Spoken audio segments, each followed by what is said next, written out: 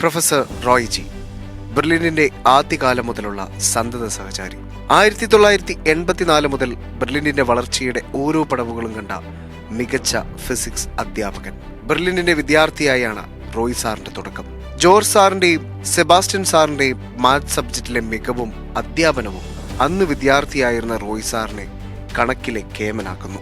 തുടർന്ന് degree maths സബ്ജക്റ്റിൽ 100-ൽ 100 മാർക്ക് ലഭിച്ചാണ് റോയ് സാർ തന്റെ ജീവിത വിജയയാത്രകളുടെ ഓരോ പടവുകളും തുടങ്ങുന്നത്. MSc MPhil കഴിഞ്ഞു നിൽക്കുന്ന സമയത്ത് ബെർലിനിലേക്ക് തന്നെ അധ്യാപകനായി എത്തുന്നു. ബെർലിന്റെ ആദ്യത്തെ ചെറിയ കെട്ടിടത്തിൽ നിന്നും സമീപത്തുള്ള sigma building, Kaniyampady building, CT കൊട്ടാരം കോളേജ്, മുത്തോലി ക്യാമ്പസ് എന്നിവിടങ്ങളിലേക്കുള്ള വളർച്ചയുടെ ആദ്യഘട്ടങ്ങളിൽ നിറസാന്നിധ്യമായിരുന്നു റോയ്ജി സാർ. പിന്നീട് മണിപ്പൂർ കേന്ദ്ര വിദ്യാലയത്തിലേക്ക് അധ്യാപകനായി സേവനമനുഷ്ഠിക്കാൻ പോകുന്നു. അവിടെ നിന്നും മേലുകാവ് ഹെൻറി ബേക്കർ കോളേജും സെന്റ് ജോർജ് കോളേജ് അരുവിത്തറയിലും ഫിസിക്സ് അധ്യാപകനായി സേവനമനുഷ്ഠിച്ചു. പിന്നീട് 2023 റിട്ടയർമെന്റ് കാലഘട്ടത്തിന് ശേഷം വീണ്ടും ബെർലിനിലേക്ക്. റോയ് സാറിന്റെ പത്നി മോളിക്കുട്ടി മാത്യു പാല സെന്റ് തോമസ് ഹയർ സെക്കൻഡറി സ്കൂളിൽ അധ്യാപികയായി സേവനമനുഷ്ഠിക്കുന്നു. മകൾ നയന റോയ് ബെർലിനിൽ പഠിച്ച് MBBS പൂർത്തിയാക്കി തൃശൂർ അമലയിൽ മികച്ച ഡോക്ടറായി സേവനമനുഷ്ഠിക്കുന്നു. ഐറിൻ റോയ്, നവ്യ റോയ് എന്നീ മക്കൾ ഉയർന്ന ഭാവിക്കായുള്ള തങ്ങളുടെ പഠനം തുടർന്നുകൊണ്ടേയിരിക്കുകയാണ്. ബെർലിൻ പ്രൊഫസേഴ്സ് ഫാമിലി മീറ്റിൽ റോയ് സാർ പങ്കുവച്ച വാക്കുകൾ നമുക്ക് കേൾക്കാം. ബെർലിനുമായിട്ട് എനിക്ക് 40 വർഷത്തെ അടുപ്പമുണ്ട്. ഞാൻ ബെർലിനിലെ ആദ്യകാല സ്റ്റുഡൻസിൽ ഒരാളായിരുന്നു. ഡയറക്ടേഴ്സായ ജോർജ് സാറും സ്റ്റീഫൻ സാറും സബാസ് സാറും ഒക്കെ എൻ്റെ നാട്ടുകാരാണ്. സബാസ് സാർ എൻ്റെ കസിൻ ബ്രദറുമാണ്. ഞാൻ +2 അന്ന് പ്രീ ഡിഗ്രിക്ക് സെക്കൻഡ് ഗ്രൂപ്പായിരുന്നു. മാത്തമാറ്റിക്സ് പഠിച്ചിട്ടില്ല. ഇപ്പോൾ ഡിഗ്രി ഫിസിക്സ് മെയിൻ എടുത്ത് സെൻറ് തോമസ് കോളേജിൽ ചേരുമ്പോൾ ഏതെങ്കിലും നല്ല കോച്ചിങ് സെൻറ്ററിൽ ട്യൂഷന് പോകണം എന്ന ആഗ്രഹത്തോടെ കോളേജ് ഡേയുടെ ആദ്യത്തെ ദിവസം എൻ്റെ വീട്ടിൽ നിന്ന് ഞാൻ ബസ് സ്റ്റോപ്പിലേക്ക് നടന്നു പോകുമ്പോൾ വഴിക്ക് വെച്ച് ജോർജ് സാറിനെ കണ്ടുമുട്ടുന്നു. ജോർജ് സാറും ബസ് സ്റ്റോപ്പിലേക്ക് നടക്കുകയാണ്. സാറ് എന്നോട് ചോദിച്ചു, നീ ഡിഗ്രി ഫിസിക്സ് ആല്ലേ? അതെ. അപ്പം മാത്തമാറ്റിക്സ് പഠിക്കണം. നീ എവിടെയാണ് ട്യൂഷന് പോകുന്നത്? അത് അൽഫോൺസോ കോളേജിനടുത്ത് മാസ് അക്കാദമി എന്ന് പറഞ്ഞൊരു ട്യൂഷൻ സെൻ്ററുണ്ട്, അവിടെയാണ് ഞാൻ പോകാൻ തീരുമാനിച്ചിരിക്കുന്നത്. എൻ്റെ ഏടാ, അവിടെ പോയാൽ നീ തന്നെ പഠിക്കേണ്ടി വരും. അവിടെ ടീച്ചേഴ്സിൻ്റെ അടുത്ത് പോയി ഡൗട്ട് ചോദിക്കുക മാത്രമേ ചെയ്യുള്ളൂ. കുട്ടികൾ തന്നെയാണ് പഠിക്കേണ്ടത്. നീ സെക്കൻഡ് ഗ്രൂപ്പും അല്ലേ, നീ മാത്തമാറ്റിക്സ് പഠിച്ചിട്ടില്ലല്ലോ. ഇൻ്റഗ്രേഷനും ഡിഫറൻഷ്യേഷനൊക്കെ പറഞ്ഞ് വലിയ സംഭവങ്ങളുണ്ട്, അതൊന്നും നിനക്കറിയത്തില്ലല്ലോ. നീ ബെർലിനിലോട്ട് വാ, നിന്നെ ഞങ്ങൾ പഠിപ്പിക്കാം. ക്ലാസ്സിൽ ബോർഡിൽ എഴുതി ബെഞ്ചിലിരുന്ന് പഠിക്കാം. അങ്ങനെ ജോർജ് സാറിൻ്റെ ക്യാൻവാസിങ്ങിന് വിധേയമാകുന്ന ആദ്യത്തെ വിദ്യാർത്ഥിയാണ് ഞാൻ.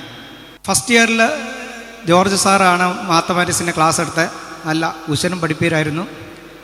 സെക്കൻഡ് ഇയറിൽ സെബാസ്റ്റ്യൻ സാറും. 2 വർഷവും എനിക്ക് മാത്തമാറ്റിക്സിൽ 100-ൽ 100 മാർക്കും കിട്ടി. അങ്ങനെ ബെർലിനുമായിട്ടൊരു വലിയ അടുപ്പം എനിക്കുണ്ടായി. അതിനുശേഷം MSc ഒക്കെ കഴിഞ്ഞ് MPhil ഒക്കെ കഴിഞ്ഞ് നിൽക്കുന്ന സമയത്ത് ജോർജ് സാറും സെബാസ്റ്റ്യൻ സാറും കൂടെ എൻ്റെ വീട്ടിൽ വന്ന് എന്നോട് ചോദിച്ചു, നീ ബെർലിനിൽ പഠിപ്പിക്കാൻ പോയിരുന്നോ? ഞാൻ പറഞ്ഞു, ഞാനില്ല, എന്നെ അവർ കോളേജുകാർ വിളിച്ചിട്ടുണ്ട്, ഞാൻ അങ്ങോട്ട് പോവുക. അപ്പോൾ ജോർജ് സാറ് ചോദിച്ചു, നിനക്ക് എത്ര രൂപ ശമ്പളം കിട്ടും? ഞാൻ പറഞ്ഞു, മാസം 800 രൂപ അവർ തരും. ജോർജ് സാറ് പറഞ്ഞു, നീ ബെർലിനിലോട്ട് പോരെ, നിനക്ക് ദിവസം 50 രൂപ വെച്ച് ശമ്പളം തരാം. അപ്പം 1500 രൂപ. അതുകൂടാണ്ട് ഞായറാഴ്ച ദിവസങ്ങളിൽ എൻട്രൻസ് കോച്ചിങ് ഉണ്ട്.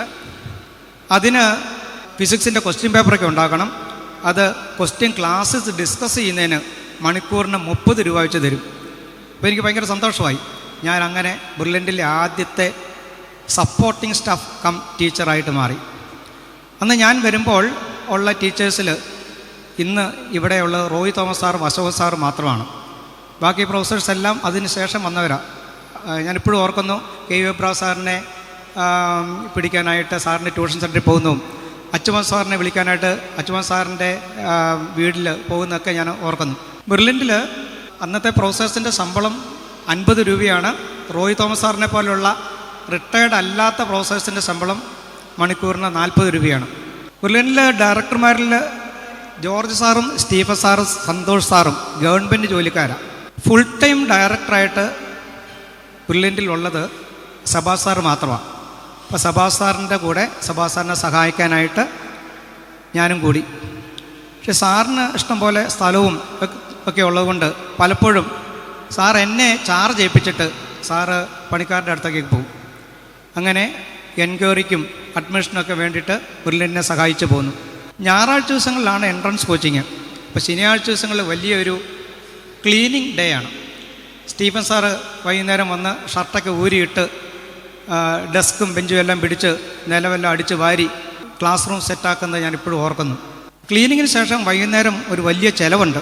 വലിയ ചിലവെന്ന് പറഞ്ഞാൽ വയറ് നിറച്ച പൊറോട്ടയും സാമ്പാറും, അതാണ് ചിലവ്.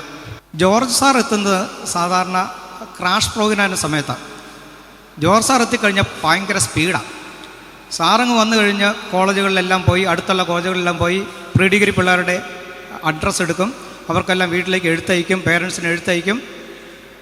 ക്രാഷ് പ്രോഗ്രാമിൻ്റെ നോട്ടീസ് അതുപോലെ തന്നെ ബ്രോഷറൊക്കെ ഉണ്ടാക്കി സമീപത്തുള്ള കോളേജുകളിലെല്ലാം കുറവലങ്ങാട് കോളേജ് മുതൽ Aruvithura college, Kanjirappally college, Newman college ഇവരുടെയൊക്കെ ക്യാമ്പസിൻ്റെ പരിസരത്ത് കൊണ്ടുപോയി ഒട്ടിക്കാനായിട്ട് ഡയറക്ടേഴ്സ് 4 പേരും പിന്നെ സ്റ്റീഫൻ സാറിൻ്റെ അനിയനും ഞാനും, ഞങ്ങൾ 6 പേരാണ് പോകുന്നത് രാത്രിയിൽ.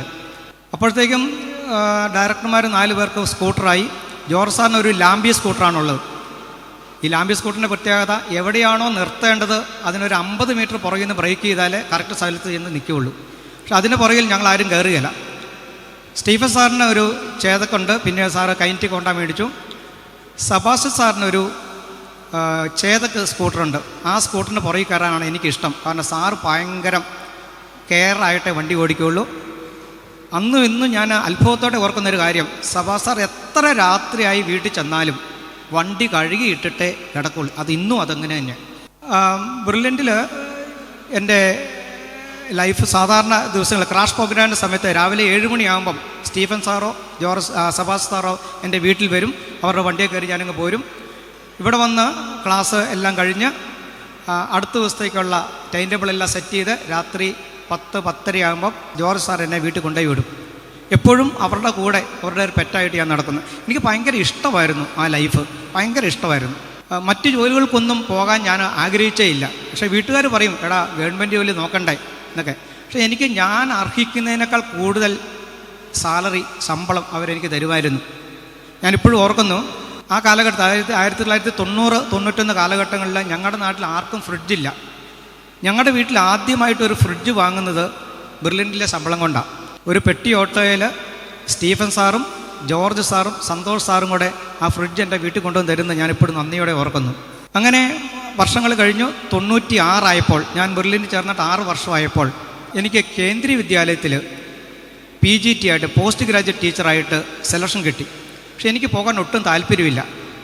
അവിടെ കിട്ടുന്നതിനേക്കാൾ ശമ്പളം എനിക്ക് ഇവിടെ ബ്രില്യൻറ്റിൽ നിന്ന് കിട്ടുന്നുണ്ട്. എൻ്റെ വീട്ടുകാരൊക്കെ നിർബന്ധിക്കുന്ന, ഗവൺമെൻറ് ജോലിയല്ലേ, ജോബ് സെക്യൂരിറ്റി ഉണ്ടല്ലോ, പെൻഷൻ ഉണ്ടല്ലോ, നീ പോകാൻ പറയുന്നു. അവസാനം ഞാൻ ജോർജ് സാറിനോട് ചോദിച്ചു എന്ത് ചെയ്യണം. സാറ് പറഞ്ഞു, നീ 1 കൊല്ലം പോയി നോക്ക്, ഇഷ്ടപ്പെട്ടില്ല നീ റിസൈൻ ചെയ്തങ്ങ് പോരെ, തല പോവുകയല്ലോ, നീ ഇവിടെ വന്ന് വീണ്ടും പഠിപ്പിച്ചോളാൻ പറഞ്ഞു. അങ്ങനെ മനസ്സോടെ ഞാൻ കേന്ദ്രീയ വിദ്യാലയത്തിൽ പോയി. എവിടെയാണ് പോസ്റ്റിംഗ് എന്നറിയാമോ? മണിപ്പൂരിൻ്റെ ക്യാപിറ്റലായി ഇംഫാലിൽ. അന്നും ഇന്നും മണിപ്പൂർ ഒരു ഹാർഡ് പ്ലേസാണ്. പക്ഷേ മണിപ്പൂർ കേന്ദ്രീയ വിദ്യാലയത്തിൽ പഠിപ്പിക്കുമ്പോൾ ജീവിതത്തിൽ മറക്കാൻ വയ്യാത്ത ഒരു വലിയ അനുഭവം എനിക്കുണ്ടായി. ഇവിടുത്തെ ഡയറക്ടേഴ്സ് 4 പേർക്ക് മാത്രം, അന്നുണ്ടായിരുന്ന റോയ് തോമസ് സാറിനും കെമിസ്ട്രിയിലെ നോബിൾ പ്ലാത്തോട്ടം സാറിനും മാത്രമേ ഇത് അറിയത്തുള്ളൂ. മറ്റ് ആരോട് ഞാനത് ഷെയർ ചെയ്തിട്ടില്ല. അതിപ്പോൾ ഞാൻ ഷെയർ ചെയ്യുകയാണ്. മണിപ്പൂർ മെഡിക്കൽ എൻട്രൻസിൻ്റെ ക്വസ്റ്റ്യൻ പേപ്പർ സെറ്റ് ചെയ്യാനുള്ള അവസരം എനിക്ക് ലഭിച്ചു. ഞാൻ മണിപ്പൂർ 96-ൽ മണിപ്പൂർ ജോയിൻ ചെയ്യുമ്പോൾ അന്ന് അവിടുത്തെ ഗവൺമെൻറ് പിരിച്ചുവിട്ടിട്ട് രാഷ്ട്രപതി ഭരണമായിരുന്നു. തലേവർഷം ക്വസ്റ്റ്യൻ പേപ്പർ ലീക്ക് ചെയ്തു എന്നൊരു കിംവദന്തി ഉണ്ടായിരുന്നതിനാൽ ഗവർണർക്ക് വളരെ നിർബന്ധമുണ്ടായിരുന്നു, ഒരു കാരണത്താൽ ഈ വർഷം ക്വസ്റ്റ്യൻ ലീക്ക് ചെയ്യാൻ പാടില്ല. അതുകൊണ്ട് തന്നെ അവർ മുൻകൂട്ടി ആരെക്കൊണ്ടും ക്വസ്റ്റ്യൻ സെറ്റ് ചെയ്യിച്ചിരുന്നില്ല.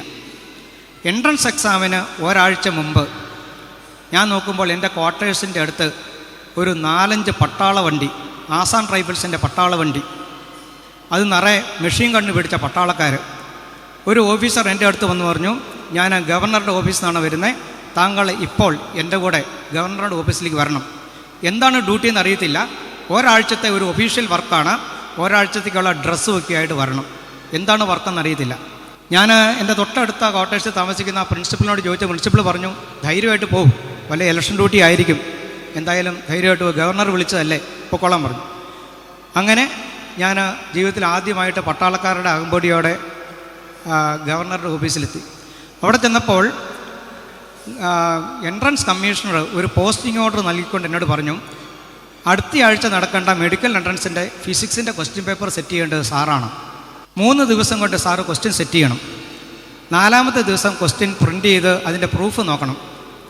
5-ാമത്തെ ദിവസം രാത്രിയിൽ ഈ എക്സാമിനേഷൻ സെൻറ്ററുകളിൽ ക്വസ്റ്റ്യൻ എത്തിക്കും. എക്സാം എന്നാണോ നടക്കുന്നത് അതിൻ്റെ തലേ രാത്രി മാത്രമേ ക്വസ്റ്റ്യൻ പേപ്പർ എത്തിക്കുകയുള്ളൂ. എക്സാമിനേഷൻ കഴിഞ്ഞിട്ട് പിറ്റേ ദിവസം ആൻസർ ഷീറ്റ് ഇവിടെ എത്തും.